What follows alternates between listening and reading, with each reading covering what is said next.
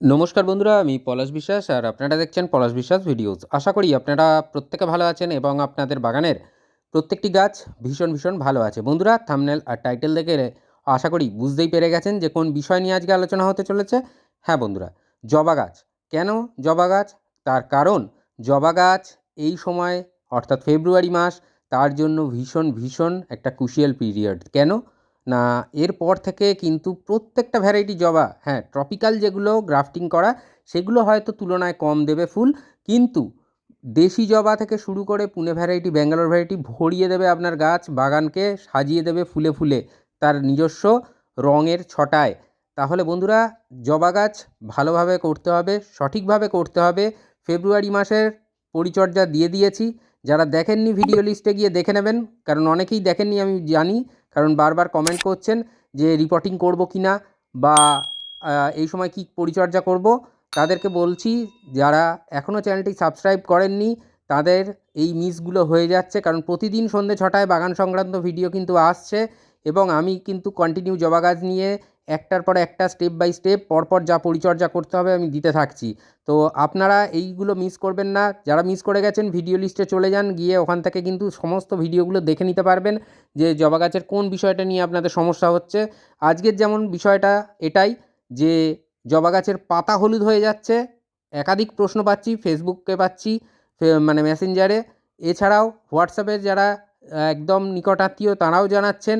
তার পাশাপাশি কিন্তু এই ইউটিউবে কমেন্ট সেকশানে প্রচুর ভিডিও মানে কমেন্ট পাচ্ছি যে গাছের পাতা হলুদ হয়ে যাচ্ছে, ঝরে পড়ছে, কুঁড়ি হলুদ হয়ে যাচ্ছে। আজকের কিন্তু যে তরল সারটা দেখাবো দেওয়া, যতদিনের ব্যবধানে দিতে বলবো ততদিনের ব্যবধানে দেবেন। যে গাছের পাতা হলুদ সেভাবে হচ্ছে না সে গাছেও দেবেন, যে গাছের পাতা হলুদ হয়ে যাচ্ছে অত্যধিক হারে সে গাছেও দেবেন। দেখবেন একটাও হলুদ পাতা থাকবে না। তো কী করতে হবে, এই দেখুন, এইগুলো কিন্তু গতকাল এই ফুলগুলো ফুটে গেছে। তো ফুটে যাওয়ার পর এই ফুলগুলোকে আর গাছে রাখবেন না, এগুলোকে তুলে ফেলে দেবেন। শুকনো পাতা, হলুদ পাতা, পচা পাতা কোনো টবের মিডিয়ার মধ্যে যেন স্টোরেজ না হয় বা না পচে, তাহলে কিন্তু এই পিঁপড়ের আক্রমণ হবে, আপনার টব থেকে পিঁপড়ে দূরে সরাতে পারবেন না। তো যে সমস্যাগুলো আপনারাই সঠিকভাবে যদি গাছ পরিষ্কার রাখেন, বাগান পরিষ্কার রাখেন, দেখবেন অর্ধেক কেটে গেছে। তো কী করতে হবে, প্রতিদিন ফুল স্পিডে স্প্রে করে গাছের পাতাগুলোকে ধুয়ে দিন, স্নান করান, কোনো ধরনের পোকামাকড় আসবে না আপনার গাছে। তার পাশাপাশি যেটা বলি, সপ্তাহে একবার করে নিম অয়েল স্প্রে করতে হবে এবং কীটনাশক 10 দিনের ব্যবধানে স্প্রে করতে হবে। কেন বললাম কীটনাশক এবং মানে নিম অয়েল বা প্রতিদিন ওই স্নান করিয়ে দেওয়া জবা গাছকে স্প্রে করে? তার কারণ এই যে পোকামাকড়, এই পোকামাকড়ের আক্রমণ হয় কারণ নতুন কচি ডাল বেরোচ্ছে, নতুন কচি কুঁড়ি আসছে, সেইগুলোকে খাবার জন্য পোকামাকড় আসবে এবং পাতা হলুদ হয়ে ঝরে পড়বে। এটা কিন্তু একটা অন্যতম কারণ। দ্বিতীয় কারণ কি? দ্বিতীয় কারণ হচ্ছে আপনার মাটিতে জল হোল্ড হওয়া, মানে টবের মাটিতে, আপনার গাছের টবের মাটিতে জল হোল্ড হওয়া, অর্থাৎ জল সঠিকভাবে ড্রেনেজ আউট হচ্ছে না, আপনি তার উপরে আবার জল দিচ্ছেন। তো এরকম কারণে কিন্তু পাতা হলুদ হয়ে যেতে পারে। আর এটা একটা অবশ্যই বড় কারণ। এই যে 1 লিটার নিয়েছি, 1 লিটারের উপরে তরলটা বানিয়ে দেখাচ্ছি। তো আপনারা যতটা পরিমাণ দরকার আপনাদের বাগানের বানিয়ে নিতে সুবিধা হবে, কারণ 1 লিটারের সাথে যে 3 উপাদান মেশাবো সেই 3 উপাদান মিশালেও কতটা পরিমাণে সেটা হিসেবটা আপনাদের কাছে স্পষ্ট হয়ে যাবে। তো দেখুন, এটা যেটা দেখছেন এটা ম্যাগনেসিয়াম সালফেট বা এপসাম সল্ট। কালারের দিকে যাবেন না, বিভিন্ন কালার হয়। যারা ওষুধের দোকান থেকে কেনেন একদম সাদা চিনির দানার মতন দেখা যায়। এবার বিভিন্ন কোম্পানির অনুযায়ী কিন্তু এর কালার চেঞ্জেস হয়। তো এটা কতটা পরিমাণ দিতে হবে 1 লিটার জলে? মোটামুটি 1 টেবিল চামচ আপনারা কিন্তু এই ম্যাগনেসিয়াম সালফেট বা এপসাম সল্ট দিয়ে দেবেন। এই ম্যাগনেসিয়াম সালফেট ম্যাগনেসিয়ামের ঘাটতি পূরণ করে এবং গাছের পাতা হলুদ হওয়া আটকায়, ফল কিন্তু ঝরে পড়া আটকায়, ফুল ঝরে পড়া আটকায় এই ম্যাগনেসিয়াম সালফেট বা এপসাম সল্ট। তার পাশাপাশি গাছের গ্রোথ দুর্দান্তভাবে নিয়ে আসে।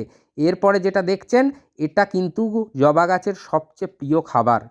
অবশ্যই কেমিক্যাল, কিন্তু এটা কিন্তু জবা গাছের সবচেয়ে প্রিয় খাবার। এই খাবারটা যদি দেন কিছু দিনের মধ্যেই জবা গাছের চেঞ্জেস আপনি লক্ষ্য করতে পারবেন এবং কতটা পরিমাণে ডেভেলপ করছে আপনার জবা গাছ সেটাও দেখতে পারবেন। এই খাবারটা মানে যেটা দেখানো হচ্ছে এটা এনপিকে 13-0-45, অর্থাৎ নাইট্রোজেন 13 ভাগ, 0 ফসফরাস এবং 45 পটাশিয়াম আছে। প্রচুর পরিমাণে ফুল আসবে, গাছে নতুন পাতা বেরোবে, সবুজ হয়ে যাবে। এটা 1 টেবিল চামচ পরিমাণে দেবেন এই 13-0-45 NPK। এটা দেখছেন যেটা, এটা হিউমিক অ্যাসিড লিকুইড ফরমেশনে যাদের কাছে আছে 1 লিটার জলে আপনারা 2 ml দিয়ে দেবেন এই লিকুইড ফরমেশনে। আর যাদের কাছে ডাস্ট ফরমেশনে আছে তারা দিয়ে দেবেন 2 চা চামচ, টেবিল চামচ নয়, 2 চা চামচ তারা দিয়ে দেবেন। মোটামুটি 2 গ্রাম থেকে 2.5 গ্রামের মতন হবে, 3 গ্রাম হোক কোনো অসুবিধা নেই। এই 3টে উপাদান খুব ভালো করে মিক্সড করে নিতে হবে। আর 3টে উপাদানই কিন্তু জলেতে একদম দুর্দান্তভাবে দ্রবীভূত হয়ে যায়। অর্থাৎ কিছুক্ষণ যদি আপনি নাড়ান, এরকম ক্লকওয়াইজ অ্যান্টি ক্লকওয়াইজ ঘোরান, তার মধ্যে 1 থেকে 1.5 মিনিট 2 মিনিটের মধ্যে কিন্তু এক্কেবারে জলের সাথে মিশে যাবে এবং জবা গাছের ইনস্ট্যান্ট খাবার তৈরি করে দিতে পারবেন, যার ফলে জবা গাছের কুঁড়ি হলুদ হয়ে ঝরে যাওয়া আটকাবে, পাতা হলুদ হয়ে ঝরে পড়া কমবে। তার প্রথমে পাতা হলুদ হয়ে ঝরে পড়া কমার সময় যে কথাগুলো বললাম, জল ওভার ওয়াটারিং একেবারে নয়, অত্যধিক মাটি শুকনো হয়ে যাবে এটাও নয়, জবা গাছ হালকা ময়েশ্চার মাটি পছন্দ করে, সেইটাই আপনাকে দিতে হবে। অনুষ্ঠান বাড়িতে জল খাওয়ার জন্য যে গ্লাস দেওয়া হয় সেই গ্লাস 200 ml এর মতন জল ধরে।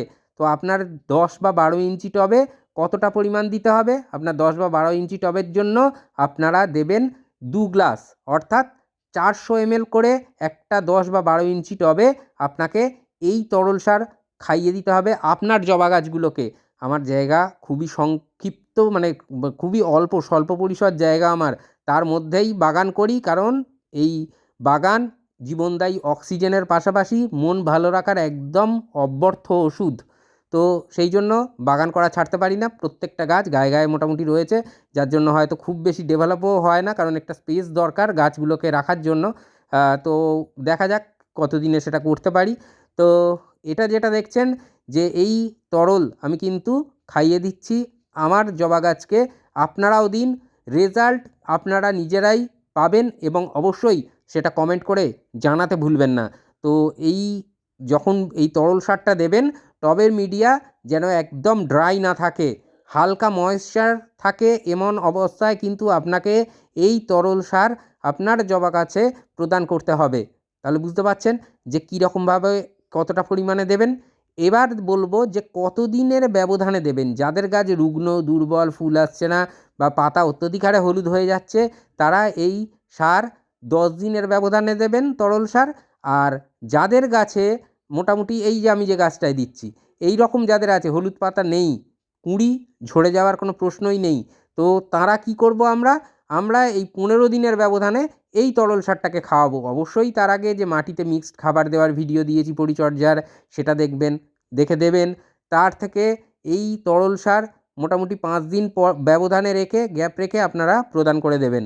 আর যদি অন্য কোনো তরল সার দিচ্ছেন, ধরুন পেঁয়াজের খোসা পচানো জল, সেটা দিচ্ছেন, তার 1 দিন গ্যাপ দিয়ে তার পরের দিন এই তরল সার দিতে পারেন। অর্থাৎ যে কোনো তরল সার আপনারা যদি দেন 1 দিন বা 2 দিনের গ্যাপে আপনারা দিতে পারেন, কোনো সমস্যা নেই। আপনার জবা গাছ সেটাকে খুব আনন্দ সহকারে খাবে এবং নিজে রেজাল্টটা দেখবেন এবং নিজেই ভাববেন যে হ্যাঁ, আপনার বাগানের জবাই কিন্তু সেরা জবা হচ্ছে।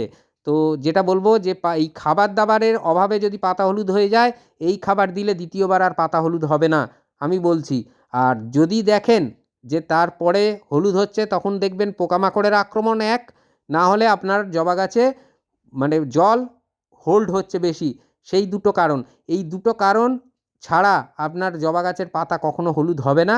আর অবশ্যই জবা গাছগুলোকে যেটা বললাম, সকালে বা সন্ধ্যায় যখন হোক স্প্রে করে স্নান করিয়ে দিন, দিনে একবার করে। কোনো মানে ধুলো জমবে না পাতার উপরে, সব সময় পাতা চকচকে সবুজ থাকবে। নিম অয়েল স্প্রে করুন সপ্তাহে একবার করে। আর অবশ্যই কীটনাশক 10 দিনে অন্তর গাছের পাতায় স্প্রে করে দিন, সব গাছে, বাগানে যত গাছ আছে সব গাছে করে দিন।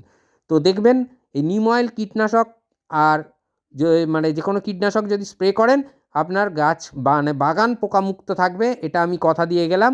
এটা মিলিয়ে দেখে নেবেন।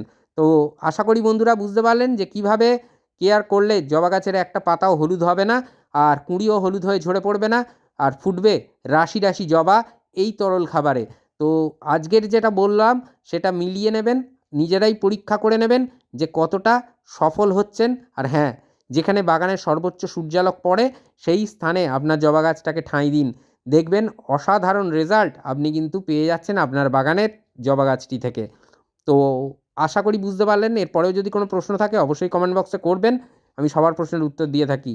মন থাক চিরসবুজ, পৃথিবী হোক সবুজময়, এই বলে আজকে এখানেই সমাপ্ত করছি। আবার আসছি আগামীকাল ঠিক সন্ধ্যে 6টায়। আর যারা নতুন ভিউয়ার্স তাদের কাছে বলবো শেয়ার করে দিন, সকল বাগানপ্রেমী বন্ধুদের মাঝে শেয়ার করে দিন, যাতে সবাই সহজে সুন্দরভাবে আমরা বাগান করতে পারি। তো হ্যাপি গার্ডেনিং বন্ধুরা, খুব ভালো থাকবেন সকলে।